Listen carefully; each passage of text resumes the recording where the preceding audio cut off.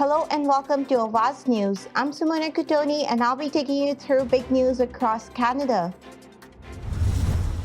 Foreign Affairs refuses to explain subsidy to pro-Russia business group.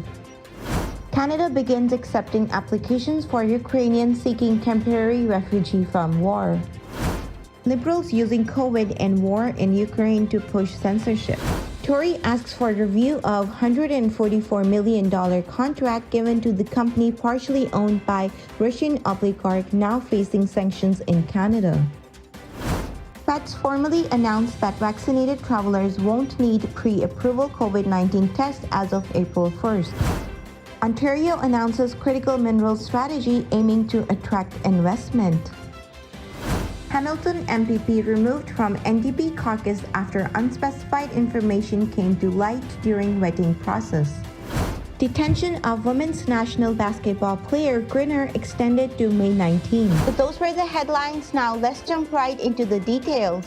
On Tuesday, the Russian government blacklisted Prime Minister Trudeau along with more than 300 other Canadians, including sitting MPs, Tuesday in retaliation for economic and media sanctions against Russia.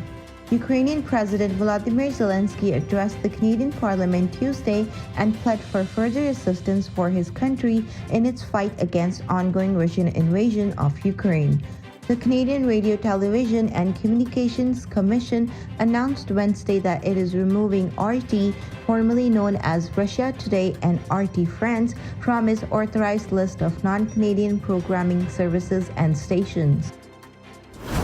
The federal government has begun accepting applications from Ukrainians and their families fleeing Russian aggression who wants to come to Canada while they decide their next steps. The program to allow an unlimited number of Ukrainians to come to Canada was first announced 2 weeks ago, marking a major departure from this country's typical refugee policy. At the time, Immigration Minister Sean Fraser suggested Ukrainian citizens would be allowed to stay for 2 years before deciding whether to apply to stay permanently. The government has since extended that period to 3 years and offered eligibility to family members of Ukrainians regardless of their own nationality. After using the pandemic as an excuse to push censorship, the Trudeau Liberals are now shifting to the war in Ukraine as justification for further censorship efforts. Heritage Minister Pablo Rodriguez yesterday announced the government's Digital Citizen Initiative to counter disinformation.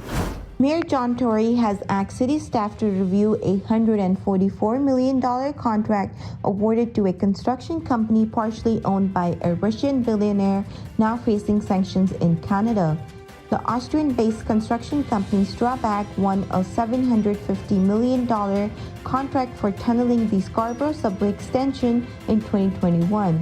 But its business interests in the region go beyond just that, having received a $144 million contract for excavation and tunneling work on a new pumping station at the Ashbridge Bay treatment plant from the City of Toronto back in 2019.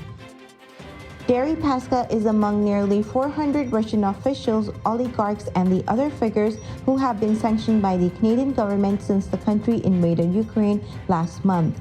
It should be noted that Strabag itself is not facing any sanctions that would prevent it from conducting business in Canada.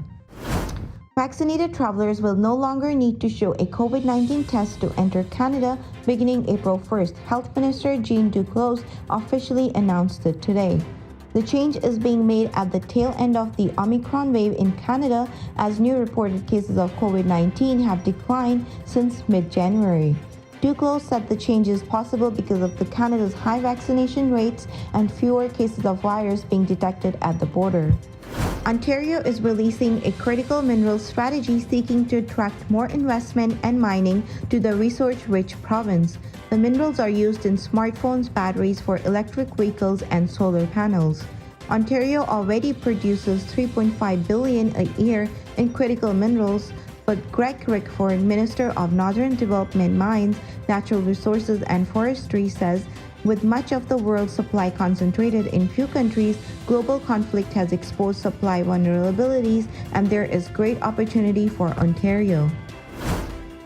A longtime New Democrat has been removed from caucus and prohibited from running under the party's banner in the June election after unspecified information came to light during a vetting process.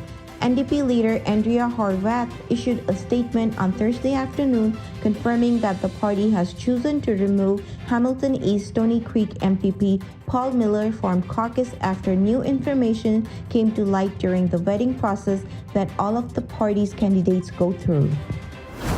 Russian media reported that the detention of women's NBA star Brittany Griner was extended until May 19, a development that could see two-time Olympic champion being held for at least 3 months before her case is resolved. Griner was detained at Moscow airport, reported in mid-February after Russian authorities said a search of her luggage revealed vape cartridges allegedly containing oil derived from cannabis, which could carry a maximum penalty of 10 years in prison. Thank you for tuning in. Wishing you all happy St. Patrick's Day, whoever celebrates, and drink responsibly. I'll see you tomorrow, same time, same channel. Adios.